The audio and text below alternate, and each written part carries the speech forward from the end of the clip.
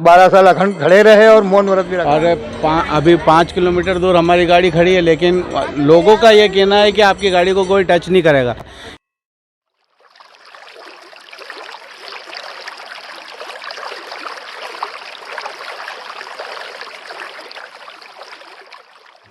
आज हम आए हैं नर्मदा नदी के किनारे। आप देख पा रहे हैं बहुत ही प्यारा और सुंदर दृश्य है, और इसे और भी खूबसूरत बनाता है नर्मदा नदी के किनारे बसा हुआ यह आश्रम है संत सियाराम का। सियाराम बाबा के बारे में वैसे तो आप लोगों ने काफ़ी सुना होगा, लेकिन उनकी सादगी और तप के चर्चे जगह जगह सुनने को आते हैं।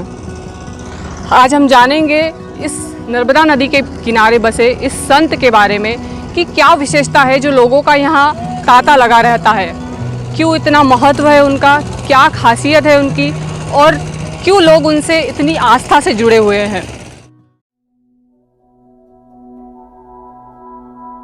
खरगोन जिले का नर्मदा तट न सिर्फ पवित्र नदी नर्मदा के पौराणिक महत्व के लिए जाना जाता है, बल्कि यहाँ के भटियाण गांव का वर्षों पुराना आश्रम भी इसे खास बनाता है। यहाँ रहते हैं एक ऐसे संत जो अपनी सेवा भावना और सादगी के लिए जाने जाते हैं। हम बात कर रहे हैं सियाराम बाबा की। सियाराम बाबा के मात्र दर्शन पाने के लिए देश भर से भक्तों का आगमन होता है। ऐसा हो ही नहीं सकता कि कोई नर्मदा तट पर परिक्रमा के लिए पहुंचा हो और उसने बाबा के दर्शन ना किए हो।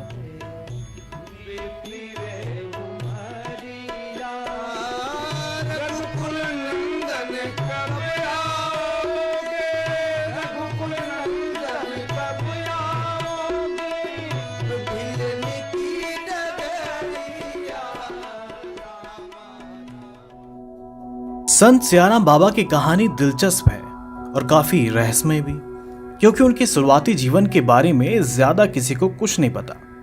ऐसा कहा जाता है कि उनका जन्म महाराष्ट्र के मुंबई शहर में हुआ था। उन्होंने 8वीं तक पढ़ाई भी की थी। उनके जीवन में एक बड़ा मोड़ तब आता है जब वो छोटी उम्र में ही संत भोपेश्वर के संपर्क में आते हैं। इसके बाद उनके अंदर वैराग्य की भावना जगती है और वो घर परिवार छोड़ हिमालय की ओर बढ़ जाते हैं। स्थानीय लोग का कहना है कि बाबा नर्मदा नदी के किनारे बसे गांव भटियाण में करीब 70 से 75 वर्ष पहले आए थे और उन्होंने यहाँ कुटिया बनाई और रहने लगे। उनका आना यही है कि उनको तो जम गया था गुरु प्रोफेसर से ही उनकी जो थी जी जो जहाँ से कॉलेज पास करा बॉम्बे से, वैसे ही प्रोफेसर के ही मार्गदर्शन में राम जी को प्यार से देख लिया। अच्छा। कि सत्य इसमें है। उस सत्य देखने के बाद में उसने ये रास्ता दोहरा लिया, नर्मदा परिक्रमा करी, भारत भ्रमण किया और यहाँ आके विराजमान हो गए। और आज तक यहाँ पर विराजमान है। मतलब क्योंकि मैं उनके साथ भारत भ्रमण पूरा किया हुआ हूँ। अच्छा, मेरे जीवन साथी में चला हूँ मैं, जीवन भर से मेरा उनके साथ संबंध है, इसलिए मैं इस मुँह से कोई बखान उनका नहीं कर सकता। मगर धन्य है, सौभाग्य हमारे जो हमने ऐसी मूर्ति को दर्शन होते रहते हैं हमारे, इसी सौभाग्य के साथ में आनंद लेते हैं। मतलब हम आश्रम के निकट हनुमान जी की मूर्ति भी स्थापित है, जिनकी बाबा आराधना करते हैं। हनुमान जी का मंदिर चारों तरफ से बंद है। स्थानीय लोग का कहना है कि किसी कारणवश बाबा ने खुद इस मंदिर को बंद किया है, लेकिन वो कारण अब तक रहस्यमय है। इसके अलावा बाबा की सही उम्र भी किसी को नहीं पता। कोई बाबा की उम्र 109 वर्ष बताता है तो कोई 130, लेकिन इतना कहा जा सकता है कि बाबा की उम्र 100 वर्ष से ज्यादा हो सकती है।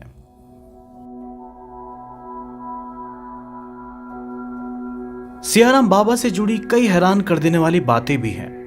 ऐसा कहा जाता है कि उन्होंने करीब 10 वर्षों तक खड़ेश्वर तप किया था, जिसमें सोने से लेकर दिन भर के सारे काम खड़े रहकर करने होते हैं। साथ ही उन्होंने लगभग 12 वर्षों तक मौन भी धारण किया था, और जब मौन टूटा तो मुख से पहला शब्द निकला सियाराम। इस वजह से उनका नाम सियाराम बाबा पड़ा। बता दें कि बाबा भगवान हनुमान के परम भक्त हैं और आपको हर समय रामचरितमानस का पाठ करते हुए नजर आ जाएंगे। और अभी 5 किलोमीटर दूर हमारी गाड़ी खड़ी है, लेकिन लोगों का ये कहना है कि आपकी गाड़ी को कोई टच नहीं करेगा। यहाँ का ये एक वो है, नहीं तो हमने कई जगह देखे हैं कि लोगों का सामान चोरी हो जाता है, ये हो जाता है, पर यहाँ पर ईमानदारी बिल्कुल है। यहाँ पर जो लोग बाग आ रहे हैं वो भी पूरी श्रद्धा के साथ आते हैं और बाबा का एक अच्छा काम है। काफ़ी संत हमने भी देखे हैं, लेकिन इन जैसा संत कोई देखा नहीं अभी तक, क्योंकि जहाँ भी देखा है सब उनकी मोह माया में उन्होंने रखा हुआ है। पैसे का मिसयूज़ करते हैं, पैसे का बिल्कुल भी सदुपयोग नहीं। यहाँ पर हमने सदुपयोग होते हुए देखा है, बिल्कुल एक एक पैसे का सदुपयोग होता है। बाबा के लिए कोई उनके वो तो बिल्कुल संत आदमी है, कुछ भी नहीं, उनको मोह माया से कोई मतलब नहीं है। वो केवल जन कल्याण के लिए काम कर रहे हैं टोटल मिला के।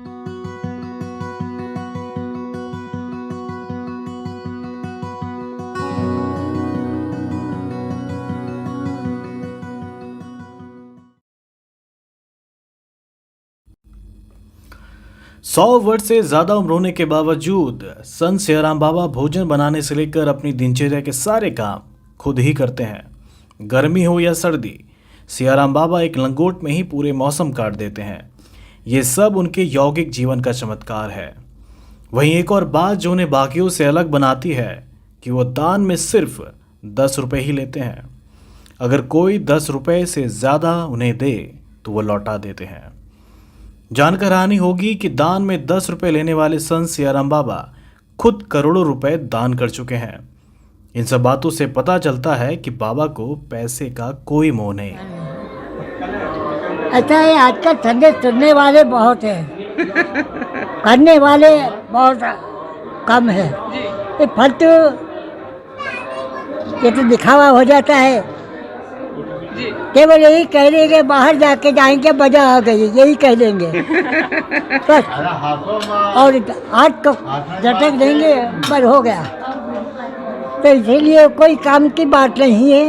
इससे जो कुछ अपने वो स्वयं खुद सीखेंगे तो हो सकता है दूसरे की बात को नहीं काम की उनके लिए, वो कोई काम की नहीं है। जो वो स्वयं अगर अपनी इच्छा से सुधरेंगे वो सुधर सकता है और सीख सकता है और कर भी सकता है। परंतु जो कहता है तो करने वाले बहुत कम है। तो इसलिए फालतू कहना ये गलत है।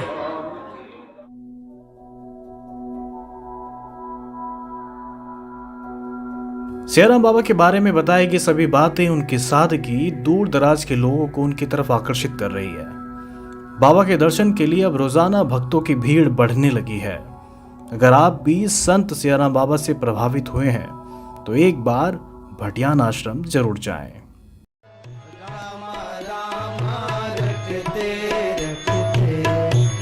रखते